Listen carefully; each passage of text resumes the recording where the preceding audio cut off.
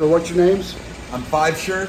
And shin splints. And you guys are going how far every day? We're trying to average 22 miles a day for 100 days in order to support veteran suicide. So there's 22 veteran suicides a day, and we're just trying to raise awareness. And you're on track, so you're going to be finished by June 21st is our drop dead day. Drop dead. And you got no leg problems. No, right? A little bit of shin splints, but you got them working. Like the third week, now they're gone. So and you're having fun while you do it. Yeah. Absolutely. As much as we can. Yeah, you guys seem very happy about it all. Yeah. Thanks, guys. No problem.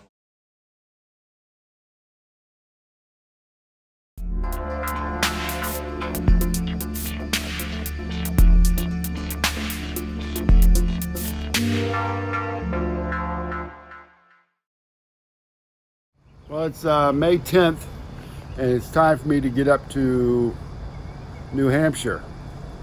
So it's going to be a long traveling day today, and we'll see how this goes. I will talk to you as I go, and we will cover a few topics here in just a second.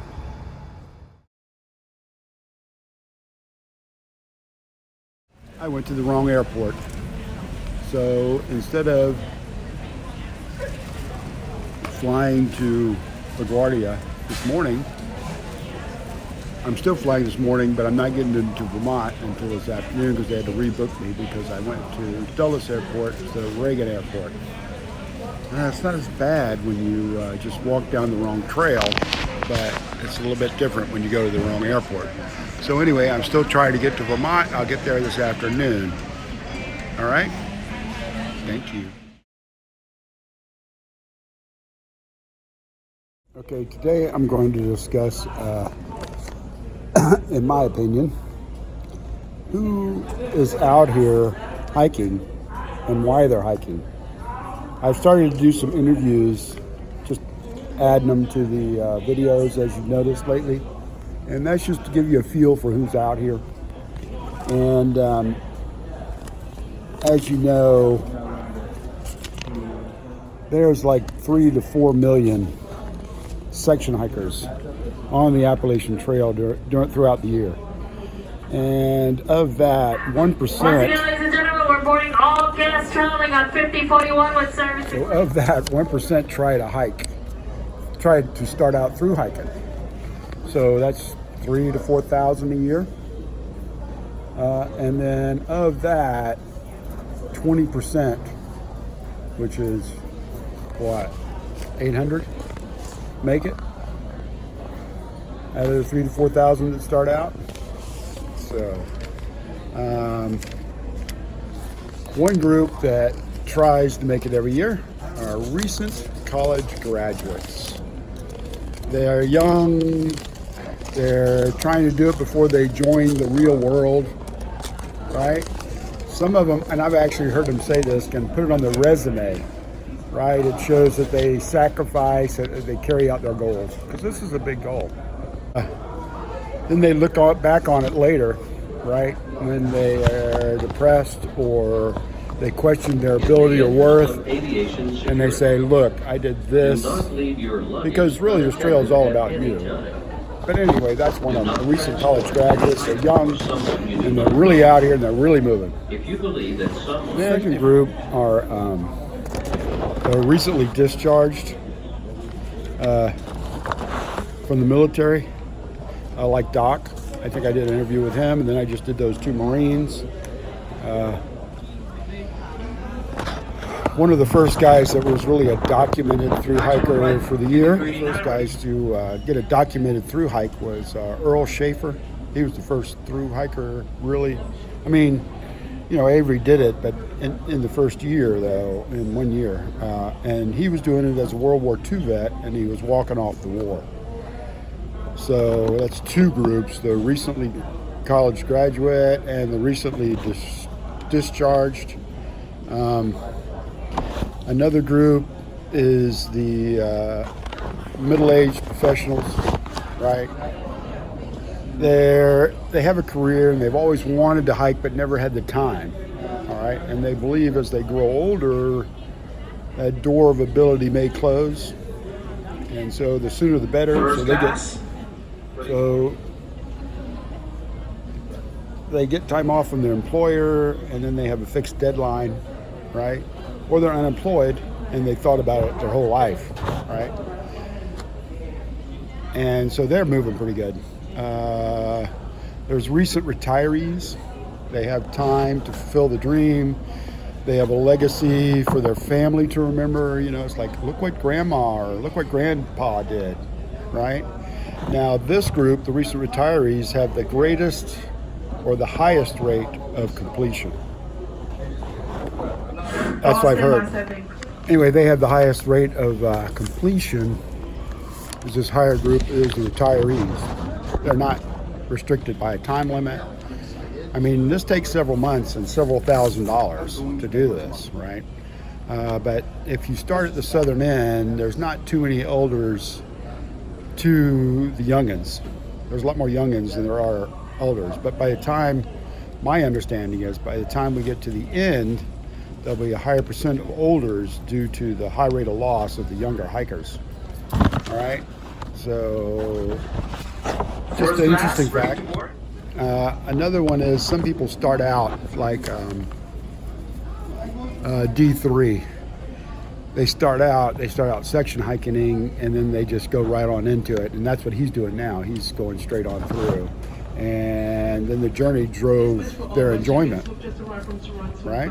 Now again, I've only been through half of this, so I don't know what to expect later on. But as far as what to expect on the hike when you get here, what you can expect is everybody's very friendly and very helpful out here for this first half. I mean, they've been incredibly so. Now, Raven says that as we go further north, that's going to change. I'll believe it when I see it. I can't comment on that because we're just getting into Maryland, and then we'll go into Pennsylvania. But the number one thing is it's a lot harder than expected, and it should be shown by the low completion rate.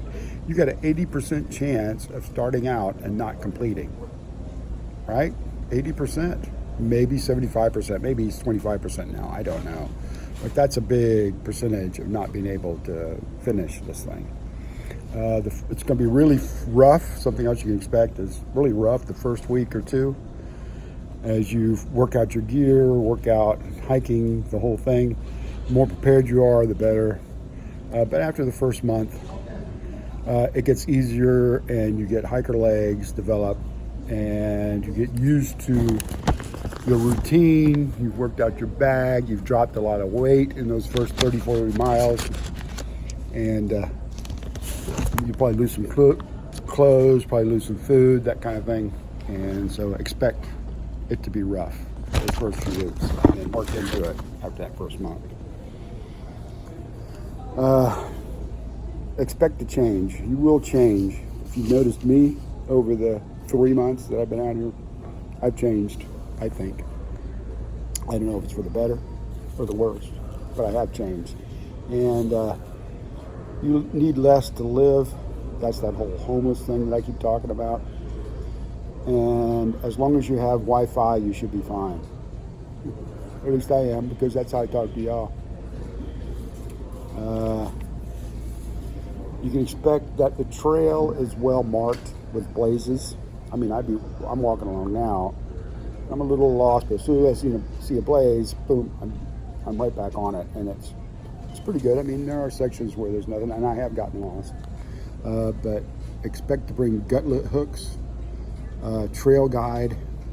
We actually have gut hooks, both trail guides, and a map.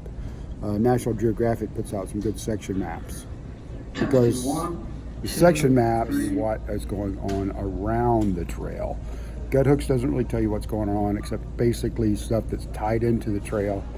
And that's the same with the other two maps. I got a PDF version on my phone, and expect to bring more batteries so you can keep your phone charged if you're using gut hooks, if you're using the PDF versions of some of this stuff. But I found that those maps really help, all three of those. Expect foot and knee problems during and after the hike. I mean, I get off for those 3 or 4 days, I still have problems. It starts to clear up a little bit, and then I go right back. So expect foot and knee problems. And expect to do something with them as you go along. Some people party hard out here. Don't expect to see those people at the end. You know, that's just the way it is. You could party some, and I love to get off and go see stuff, but I've got time to do it. I don't have a lot of time, but I got a lot of time. I mean, 6 to 7 months, I have a lot of time.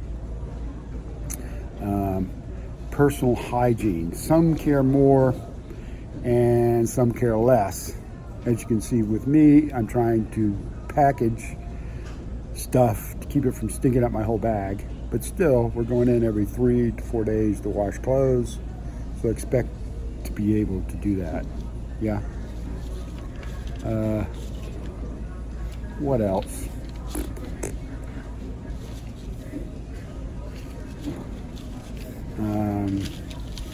I watched a guy, and I don't like him that much, but still, because he talks a lot, and he's one of those guys that are a little manic about their hiking.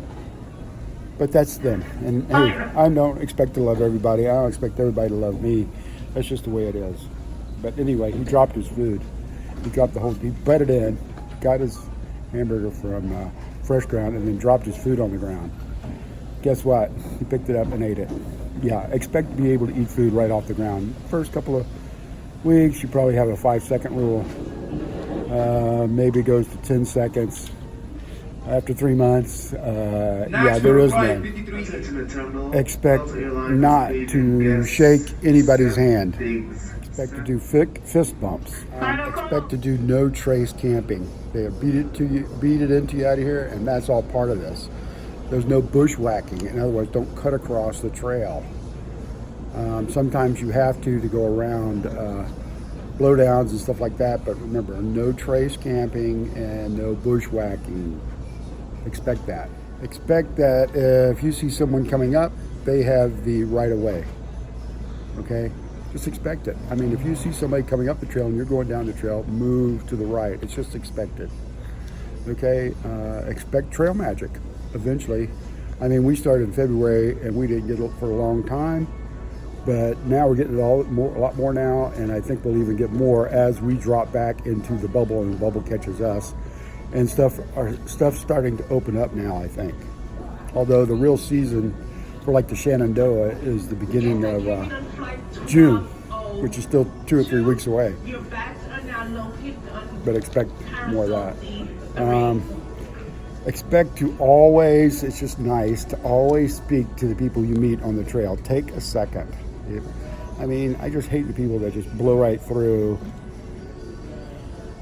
and don't say a word. It's just kind of rude. Expect to talk to the people on the trail. Take 2 seconds to stop and say, hey, how's it going?